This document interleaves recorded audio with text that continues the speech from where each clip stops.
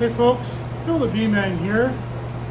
We're not in a mine. We're in my wintering barn, and I use the red lights because the bees don't jump on that too quick. We've had a pretty cold winter, and I'm glad my bees have been inside. But it's warm today, almost reached melting temperature today. So the bees somehow they can sense that. I don't know what it is, but so they're jumpy. They're pretty active. But I promised you a bit of a tour of my facility here, so I'll walk you through it. The background noise is my circulation fans that are running 24/7 while the bees are in here. And then there are also exhaust fans. This building is my first wintering setup. It doubles as my barrel room or my honey packing room in the summertime. But in the wintertime, it is it's my wintering barn. It's designed for about 800 colonies. I only have about 500 in here this year. I have added a second room, which is my new hot room, and that can hold up to about 1,000, but I have about 900 in there. So I actually have capacity for around 1900 hives wintered, but I'm only at about 1,500 hives right now. So neither room is completely full, but both of them have enough bees to keep them warm. So you can see the hives stacked up behind me. Each layer is one pallet of hives, 4 hives to a pallet. So one of the challenges of this is that even though you have all your hives right together and close at hand, because of the space requirements, you really don't have that much access to them. So in the barn, the bees that die, age out of the hives, drop to the floor. You can see I've swept the middle part of the floor. There's my broom leaning against the wall, telling me I should be working. But you can see that the bees do fall on the ground, and over a period of a month, it can be quite an accumulation. I'll come over here, I'll grab the broom.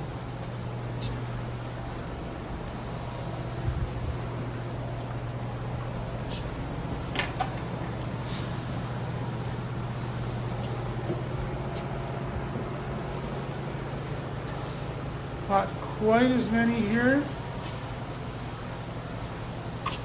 And you never know whether lots of dead bees on the floor is a good thing, meaning there's lots of bees in the hives, or if it's a bad thing that there's no bees to die. And then when you look in the entrances, you can see all those girls hanging there. A few dead ones on the spout, but now here's a concern. Bees piled up dead with their tongues hanging out. That's a sign of possible starvation. That's a real nice looking one. Looking good there. Nice cluster hanging down there. So I'm content with these bees, but we're really here to talk about the facility. So in this barn kind of has like any barn, any building full of animals, they're going to produce stale air, carbon dioxide. So you need to have ventilation that runs. And so I have one fan that runs. These are 2 propeller style fans. Let's unplug that, it's pretty noisy.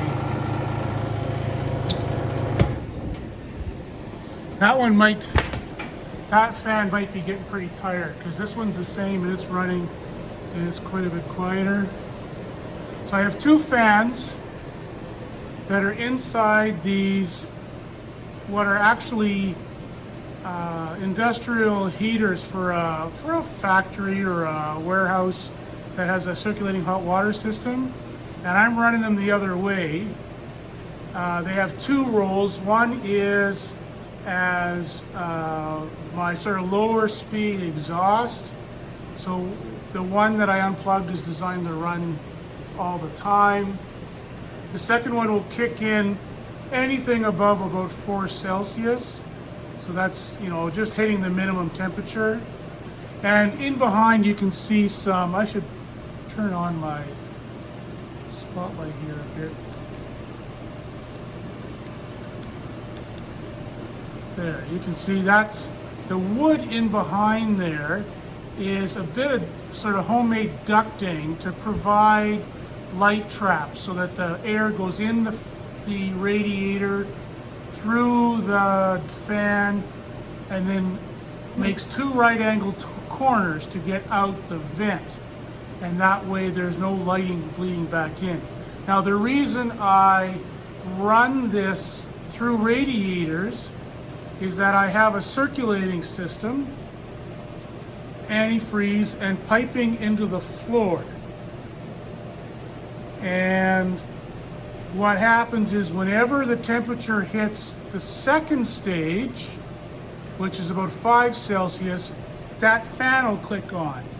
Both of these fans will be running, and that means that my floor is being warmed to that exhaust air temperature, which means that the floor, rather than being a cold concrete floor, is the temperature of the air in the building whenever it's warm enough. And so that floor is providing a bit of a heat sink, and I'm saving some of my heat energy to recycle into the building. So on a very cold night, this floor is continuing to release some heat and keep the building warm.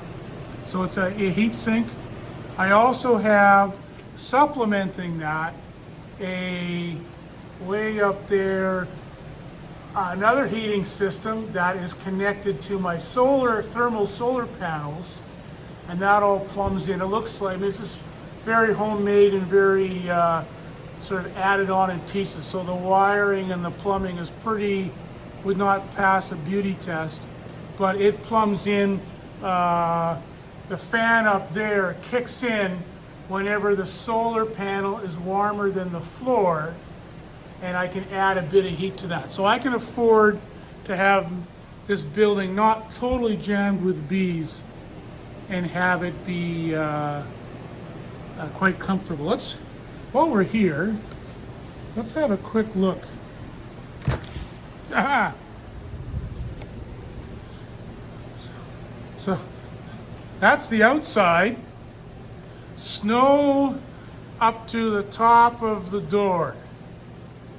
That's what the weather has in store for us if the bees were outside. I think we'll close the door.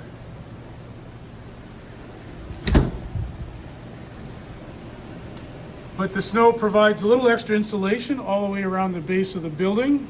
Okay, so that's the heat recovery system is the first part of the ventilation system. Way up there are some salvage furnace fans. There's one there and two there that are also ducting air outside if it's warm enough, and I have my temperature system here. That thermostat comes on at 4, this one at 5, and that one at 6 degrees. And so as it warms up in here, the temperature, the airflow increases. So though neither of those fans are running, so that tells me it's pretty much dead on 5 degrees in here, whereas both of those are running. Also have a monitoring alarm system connected to the phone that would trigger me, call me if the temperatures get out of spec, and I also that's the differential temperature control for the solar panel.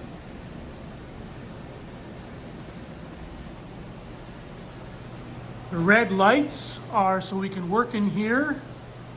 I used to switch the bulbs over, but I got tired of that, so I installed a separate lighting system for summertime. And then at the other end of the building, right in the middle there, there's an upside down window awning. That is my air intake. That is ducted into the attic of my adjoining extracting room, so that, which is not heated in the winter time, and provides a buffer. On very cold nights, the air it's drawing is not as cold as it is outside, and in the daytime, if it's warm, the air isn't as warm. You can see my extracting room through the door there that I came in. So that air then enters the building passively. I do have a louver, a controlled louver. Those gates will close to degree when, well, I would say they would open when the stage 2 fan is triggered on. So at 5 degrees, the louvers open wide open and allow air to flow in more freely. That's probably not something I need anymore, but it was a feature that was nice in its day. And then there's a fan above that catches most of that fresh air and distributes it in this clear tube all the way along the building. And I have cut holes on the side of the tube. That's just freezer bag tube that hasn't been cut into bags. Available quite cheap and makes great ducting if you're running a straight line. So I have one fan in the middle, and then a fan in this corner and a fan in that corner. You can just see it poking out from behind the boxes there. And those fans ensure that the fresh air, which is colder, you know, on a 30-degree night, that's really cold air entering there. You don't want that all on the hives closest to the entrance. You want to spread that fresh air around and also stir the air in the building. So these ducts here, you can see the hole in the duct. That's blowing straight down into the middle of the row, so that we get fresh air right to the bottom outside corner. And that keeps everything pretty consistent temperature in the building. And you can see that duct shoots straight along the row there. And one on the other side. If you're wondering about all the photos and stuff, I put all my mementos of past accomplishments or trivia up on the wall, just, you know, to remind me where we came from sometimes. Lots of pictures from my farmer's market. Kites the kids used to fly. There's another one there. So I like to have, we sometimes have some parties in the shed, so we have some warm vibes in here to help keep the bees happy. So, circulation, very important. Red lights so that you're not pestering the bees too much, very important. And then temperature controls, very important. And you can see that my thrift certainly stands out in this system, that everything here is basically very low tech, you know, no computerized equipment or so on. This is, you know, old furnace fans have been salvaged from a scrapyard, furnace motors. The only thing new was the solar panel system, which is not any better than the rest of the system, to be honest with you. So that's my wintering facility. I put this together more than 20 years ago, and it has served me very well. Only a couple of years have I not had excellent wintering results, and even those years, it wasn't a disaster. In the next video, I'll show you my new one, and you can judge for yourself which is better. Thanks a lot, everyone. Have a great day.